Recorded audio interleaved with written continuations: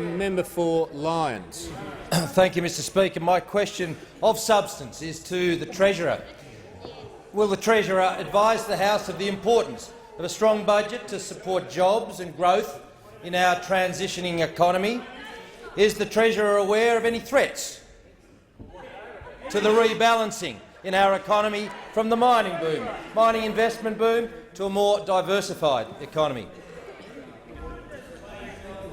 The Treasurer has the call. I thank the member for Lyons for his question. His keen interest in the economy, not something which has been shown by those opposite, who seem more interested in calendars today, Mr Speaker, than they do in the economy.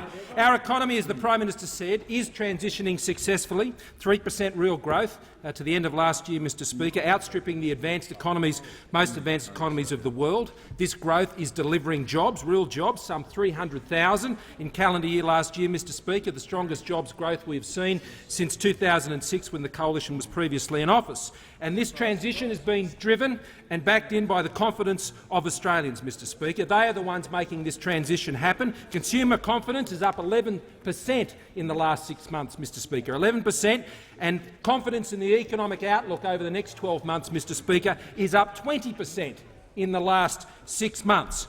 Successfully managing this transition is the key economic challenge facing our country, Mr Speaker, economically, and it's the key challenge that the budget will be seeking to address later this year, Mr Speaker. Now, that budget must continue to control spending, and it must provide the right signals to promote investment, which will then drive growth, which will then drive jobs, Mr Speaker.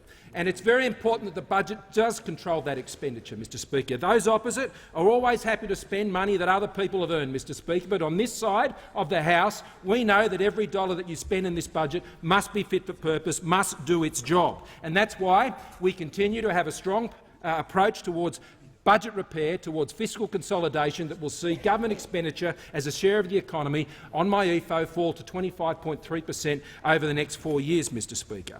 But those opposite have a very different plan.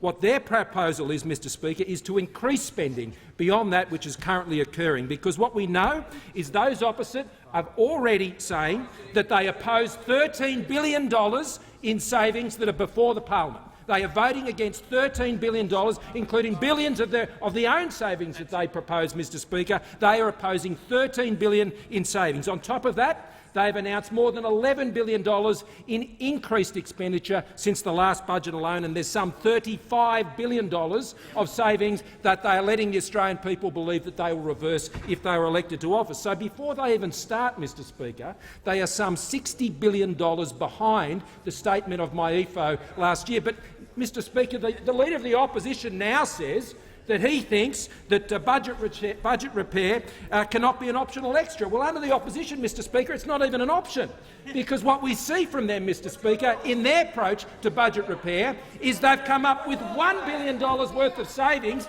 to pay for $60 billion worth of expenditure. They've come up with $7 billion of higher taxes, Mr Speaker, because what we know from those opposite is they will tax and tax and tax, because they want to spend and spend and spend. Tax and spend is no plan for jobs and growth.